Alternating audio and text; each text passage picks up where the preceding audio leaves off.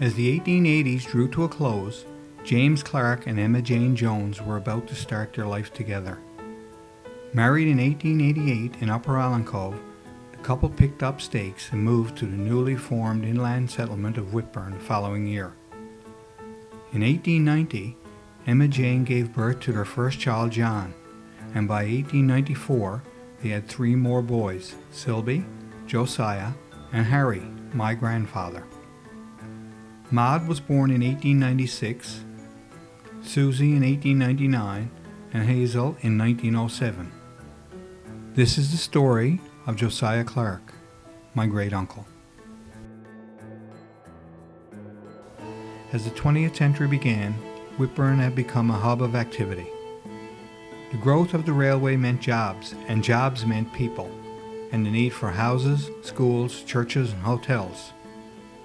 Josiah Clarke was 8 years old in 1900. Nothing is known about his young life, but it was probably no different than the other children at that time. These children were the first generation of Whitbourners. With 2 older brothers and only a year between each of them, Josiah probably tagged along wherever they went. He likely had chores, like bringing in wood, drawing water, and fetching the eggs. And school wasn't a priority back then, but from a letter he had written while overseas, it looks like he may have had a grade 3 or 4 education. He probably chased his brothers down the track toward Jones's Pond to go swimming, and likely caught his share of mud trout in Grassy Gully. Maybe he tailed a few slips out past Junction Pond on the Colnet Road, and picked blueberries in over Wells's Hill.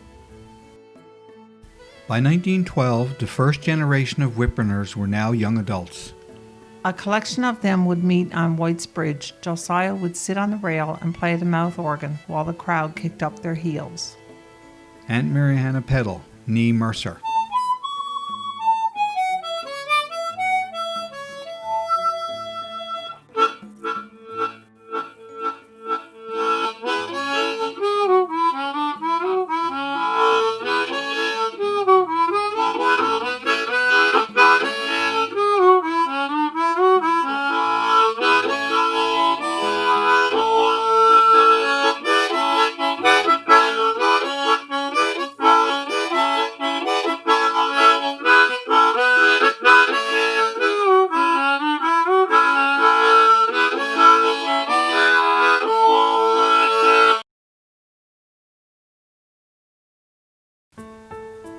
Around the same time, Josiah started working at Lemuel H. Simmons' mill as a cooper.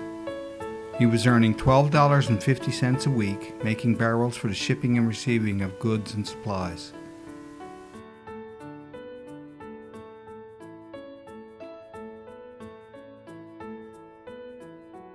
In 1914, World War I began and the call came out from Great Britain for recruits from the colony of Newfoundland. Selby, who was a year older, signed up and was a part of the Newfoundland Regiment's first 500. In the fall of the following year, Josiah gave up his job and answered the call. On October 21st, 1915, he became Private Josiah Clarke, number 1934.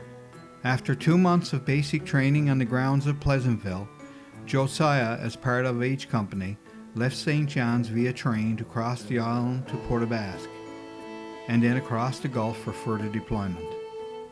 By January 4, 1916, he reported to the regimental depot at Ayr, Scotland. A mere 2 months later, the youngest son Harry enlisted, and later in 1916, Emma Jane Clarke had 3 of her sons somewhere on the continent of Europe fighting for king and country. The conditions on the battlefield was beyond horrible.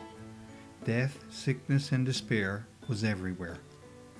On the home front, there was nothing to do but worry. Haven't heard from my sons lately.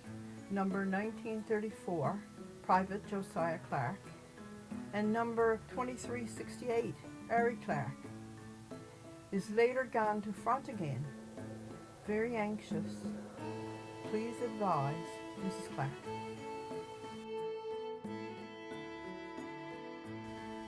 There's an old saying that bad news comes in threes. And on July the 7th, 1916, Mr. and Mrs. Clarke got the following telegram. Mr. Clarke, Whitbourne. Regret to inform you that 239 Private Selby Clarke reported Waynesworth Hospital, wounded right jaw, not serious. J.R. Bennett, Colonial Secretary. Then, only a short 5 months later, Mr. and Mrs. Clarke got the following telegram. Mr. James Clarke Whitbourne. Regret to inform you that the Record Office London officially reports number 2368 Private Harry Clarke is at Waynesworth suffering from gunshot wound right leg. Upon receipt of further information, I shall immediately wire you and trust that the next report will be of his convalescence. J.R. Bennett, Colonial Secretary. Then, in the following year, November the 20th, 1917, Private Josiah Clarke was killed on the first day of fighting during the Battle of Cambrai. Josiah was just 24 years old, a boy with dreams and aspirations to probably marry and settle down someday in his beloved Whitbourne, to raise a family. All gone in the blink of an eye. No legacy, no one to carry on his name, and there's no one alive today that can say they remember him. Josiah gave up all of this and his young life for us to enjoy the liberties and freedoms that we hold so dear. That depth of gratitude can never be paid back. We are forever in your debt. Whitbourne, mid the virgin forests, in the future, what's thy part? Even now the pulse of progress permeates thy silent heart. All thy birds have startled voices, seem to rise on startled wings, as if death had come upon them, poor secluded, peaceful things.